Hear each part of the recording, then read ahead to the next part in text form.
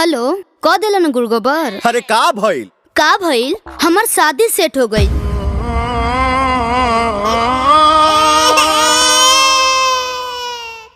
भैया ए भैया ता हो दिल अले माल दे दब दे था तब ते थाने में रहेला अब ताते माल देला सुन है ने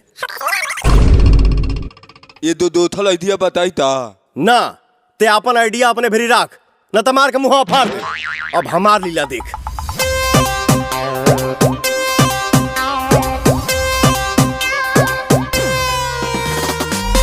अभी सुन रहे हैं बगैवा से टीटी धमाका को।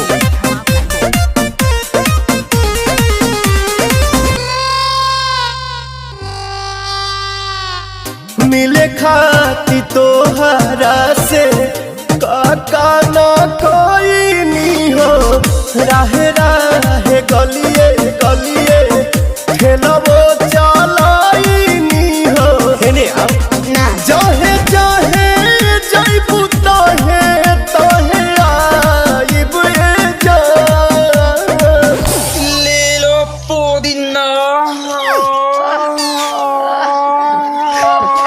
पुदीना तोरा ससुरा में तोरा गलिया में मिले हम आइब ये जान तो ले लो पुदीना चिलाइब ये जान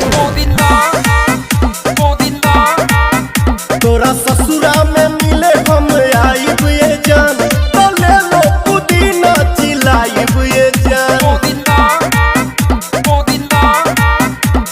अरे रबिया एकरा तो कोनो फर्के नहीं पड़त बे लोता ना भौजी ते हम मनावतानी हाँ मनाओ जो एकला के छोली ते दूधा थोड़ा बुदुलहरा एकला के छोली ते दूधा थोड़ा बुदुलहरा बोल हम बाबा किली पा कली है कटतहु बियाहरा बोल हम बाबा किली पा कली है कटतहु बियाहरा।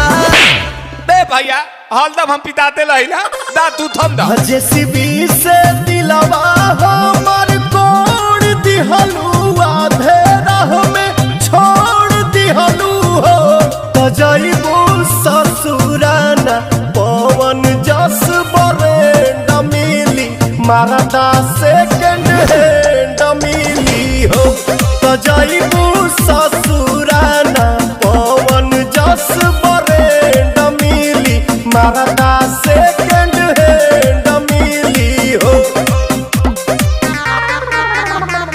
बाबूजी के पगड़ गिरई कैसे जगह में नमः हंसई कैसे। बाबूजी के पगड़ गिरई कैसे जगह में नमः हंसई कैसे।